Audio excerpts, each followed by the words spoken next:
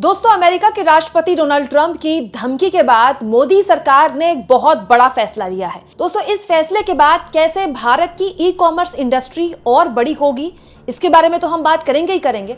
साथ में ये भी बात करेंगे कि कैसे मोदी सरकार हर प्रयास कर रही है कि कैसे भी करके डोनाल्ड ट्रंप को इस तरह से कन्विंस कर दिया जाए कि 2 अप्रैल को जो धमकी डोनाल्ड ट्रंप ने रेसिप्रोकल टैक्स लगाने की दी है, कम से कम उसको टाल दिया जाए। दोस्तों, ये तो मैं आपको कई बार बता चुकी हूं कि डोनाल्ड ट्रंप बाकायदा कई बार लगातार ये बात बोल रहे हैं कि 2 अप्रैल को भारत पर वो रेसिप्रोकल टैक्स लगाएंगे। रेसिप्रोकल टैक्स मतलब जैसे को तैसा टैक्स। हालांकि इस पूरे के पूरे मसले पर भारत सरकार की तरफ से कोई ऑफिशियल बयान नहीं आया है, लेकिन रेसिप्रोकल टैक्स कैसा होगा, हम जिस कमोडिटी पर लगा रहे हैं उसी कमोडिटी या फिर उसी के बराबर का टैरिफ हम पर लगाया जाएगा, नहीं लगाया जाएगा, इस बारे में खुलकर अभी तक कोई जानकारी निकल कर नहीं आई है। लेकिन जब 2 अप्रैल को एक हफ्ते के आसपास का वक्त बचा है, तब एक बड़ी जानकारी निकल कर आई है दोस्तों। और ये जानकारी दोस्तों YouTube के लिए या फिर ये कह ले कि गूगल के लिए या फिर फेसबुक के लिए, व्हाट्सएप के लिए ये बहुत बड़ी जानकारी है। दोस्तों, भारत ने ये प्रस्ताव रखा है कि वो इक्वलाइजेशन लेवी हटा देगा, और आसान शब्दों में कहें तो इसे गूगल टैक्स कहा जाता है।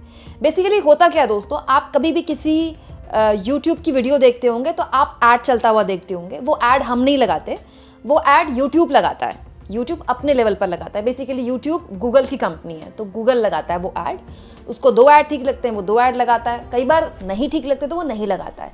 लेकिन वो ऐड देने वाला कोई कंपनी होती है, जैसे किसी मसाले की कंपनी ने ऐड दिया, किसी IT कंपनी ने ऐड दिया, किसी ऐप ने ऐड दिया। इसके अलावा बहुत सारी फिल्मों के भी ऐड चलते हैं, राइट। तो ऐसे ऐड देने वाले जब गूगल के पास जाते हैं तो गूगल को पूरा पैसा नहीं मिलता, उसमें से 6% पैसा सरकार रख लेती है। जैसे और आसान भाषा में अगर मैं आपको समझाऊं कि समझ लीजिए कोई कंपनी गूगल के पास गई कि भाई आपकी यूट्यूब वीडियो में हमको 10 लाख के ऐड लगाने हैं, तो वो 10 लाख पूरा पैसा यूट्यूब को नहीं मिल रहा है, उसमें से 6% यानी कि 60,000 जो हैं वो भारत सरकार रख लेती है। इसको गूगल टैक्स कहा जाता है। बेसिकली आसान शब्दों में गूगल टैक्स कहा जाता है, लेकिन वैसे इसको इक्वलाइजेशन टैक्स कहा जाता है। दोस्तों, मेटा और गूगल जैसी कंपनियां लंबे वक्त से भारत सरकार से अपील कर रही थी कि इस तरह के टैक्स को हटाया जाए। हालांकि भारत सरकार को इससे अच्छी खासी आमदनी होती थी, लेकिन गूगल का पैसा कम होता था ना भाई। अगर किसी ऐड वाले से उसको पूरा 10 लाख मिलना है तो उसको पूरा 10 लाख मिलना चाहिए। गूगल का ये कहना था कि भाई आप क्यों 6% ले रहे हैं, इसको हटाइए, ये गलत है। लेकिन भारत सरकार को इससे आमदनी हो रही थी, तो भारत सरकार लगातार इससे टैक्स वसूल कर रही थी। लेकिन अब जानकारी निकल कर आई है दोस्तों कि ये जो इक्वलाइजेशन लेवी था, जिसे गूगल टैक्स कहा जाता है, उसे हटाने का प्रस्ताव रखा गया है। यानी आप कह सकते हैं कि 2 अप्रैल को अमेरिका के राष्ट्रपति के जो रेसिप्रोकल टैक्स लगाने की धमकी थी, उससे पहले एक तरह से भारत सरकार की तरफ से एक हिंट दिया गया है, एक संकेत दिए गए हैं कि देखिए हम अपने लेवल पर लगातार टैक्स की कमी कर रहे हैं, लगातार अपने लेवल पर हम आपकी मांगों को एडजस्ट करने की कमी कर रहे हैं। यहाँ मैं आपको ये भी बता दूं दोस्तों कि बजट से पहले और बजट के दौरान भी, मतलब बजट के बाद भी, बहुत से ऐसे आइटम्स थे जिन पर भारत में टैक्स या तो कम कर दिया गया या फिर हटा दिया गया। जैसे हार्ले डेविडसन, वो बाइक जिसको लेकर डोनाल्ड ट्रंप बहुत ज़्यादा वोकल थे। पिछले अपने राष्ट्रपति के टेन्योर में भी उन्होंने हार्ले डेविडसन बहुत ज़्यादा टैक्स झेलती है भारत की मार्केट में, इसकी आलोचना की थी भारत पर। तो हार्ले डेविडसन पर टैरिफ कम कर दिया गया था। इसके अलावा भी बहुत सारे आइटम्स थे अमेरिका के जिनमें टैरिफ कम किया गया था, सिर्फ इसीलिए कि अमेरिका के राष्ट्रपति जो टैरिफ के नाम पर लगातार धमका रहे हैं भारत को, उसमें थोड़ी रियायत मिल जाए। और अब इसे हर लिहाज से एक बड़ा कदम माना जा रहा है।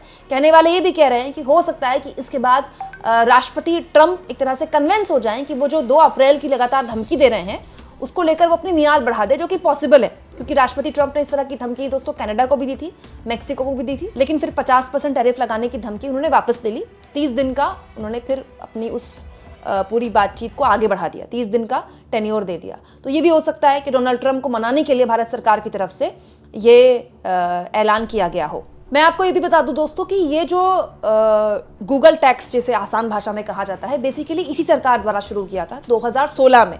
2016 में इसी सरकार ने शुरू किया था इस उद्देश्य के साथ कि कंपनियां विदेशी हैं और वो हमारे भारत की मार्केट से कमा कर जा रही हैं, तो इसमें कुछ तो भारत के बाज़ार को, इसमें कुछ तो राजस्व की एक तरह से आमदनी हो जाए, भारत सरकार को इससे कुछ तो मिल जाए। और मिला भी है, ऐसा नहीं कि सरकार का ये फैसला गलत था। देखिए 2021 में सरकार ने राज्यसभा में लिखित जवाब दिया था कि ये जो गूगल टैक्स जिसे कहा जाता है, इक्वलाइजेशन लेवी, इसके रूप में 2016-17 में भारत सरकार को 338.6 करोड़ मिले।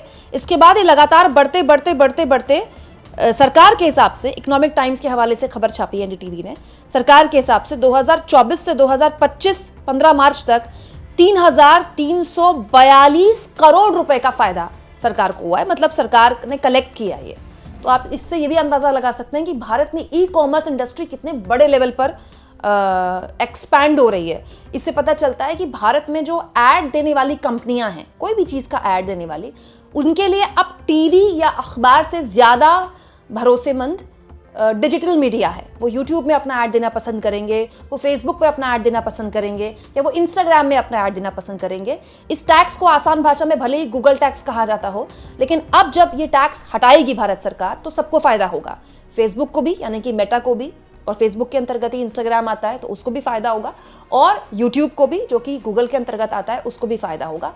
यानी कि इन कंपनियों का जो 6% भारत सरकार लेती थी, अब उनका पूरा पैसा उनके पास खुद जाएगा। लेकिन आप कह सकते हैं कि भारत सरकार को काफ़ी इसमें चोट लगेगी, क्योंकि अगर आप ग्रोथ देखें दोस्तों, 338.6 करोड़ से ये शुरू हुआ था और लगातार ग्रो कर रहा था। ये बताता है कि अगले आने वाले 10 सालों में कितना बड़ा फायदा भारत सरकार को राजस्व से या इस टैक्स से मिलता।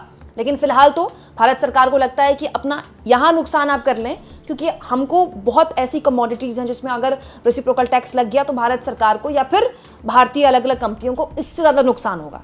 तो हर लिहाज से ये एक समझदारी वाला कदम है। लेकिन अब दोस्तों नजरें डोनाल्ड ट्रंप पर है हर किसी की, कि डोनाल्ड ट्रंप किस तरह का फैसला लेते हैं। अभी कुछ दिन पहले दोस्तों, ज़्यादा पुरानी बात नहीं है, इसी हफ्ते की बात मैं आपको बता रही हूँ, अमेरिका के राष्ट्रपति डोनाल्ड ट्रंप ने फिर दोहराया था कि वो भारत पर 2 अप्रैल को रेसिप्रोकल टैक्स लगाएंगे। तो अमेरिका के राष्ट्रपति डोनाल्ड ट्रंप लगातार भारत को टैरिफ के मामले में धमका रहे हैं। भारत सरकार की ये कोशिश है कि कैसे भी करके अमेरिका को इंगेज रखा जाए, बातचीत करके कोई ट्रेड डील साइन कर ली जाए, और इस बीच अमेरिका के राष्ट्रपति को एक तरह से खुश किया जाए कि जो आपकी बात थी, जो आपके कंसर्न्स थे, वो हम सुन रहे हैं, ताकि उनको भी लगे कि भारत सरकार उनकी बातों को मान रही है या भारत सरकार बात करने को राजी है। दोस्तों कई बार कुछ फैसले सरकार के राजस्व को भले ही कम कर दें, लेकिन इंडस्ट्री के लिए बहुत अच्छे होते हैं। हर लिहाज से जो डिजिटल एडवर्टाइजमेंट है, इससे बहुत बढ़ेगा। आप खुद सोचिए, कोई एडवर्टाइजर है, अगर वो कोई पैसे दे रहा है तो उसके भी दिमाग में रहता है ना कि मेरा तो 6% सरकार ले रही है। तो अब इससे क्या होगा, उसको ज़्यादा मोटिवेशन मिलेगा, ज़्यादा उत्साह आएगा उसके अंदर कि मैं भी बड़े स्तर पर यूट्यूब को या गूगल को या मेटा को एड्स दूं। इससे जो डिजिटल मार्केटिंग है भारत की, वो बहुत बड़ी हो जाएगी, जो ऑलरेडी एक्सपैंड हो रही है। जैसा कि मैंने आपको बताया ही, जो छोटे व्यवसाय हैं, स्टार्टअप्स हैं, अब वो भी बड़े स्तर पर गूगल में या फिर मेटा में एड्स दे सकेंगे। दोस्तों आप इस मुद्दे पर क्या सोचते हैं? क्या भारत सरकार के इस कदम के बाद डोनाल्ड ट्रंप 2 अप्रैल को अपनी धमकी पर कुछ चिंतन करेंगे, या फिर कोई यू टर्न ले सकते हैं, या थोड़ा और वक्त भारत को मिल सकता है, तब तक कोई ट्रेड डील साइन हो जाए? कमेंट बॉक्स में ज़रूर लिखें, और जितना हो सके चैनल को शेयर करें, सब्सक्राइब करें, और थैंक्स और ज्वाइन के ऑप्शन से अगर आप चाहें तो कुछ आर्थिक मदद भी चैनल की ज़रूर करें।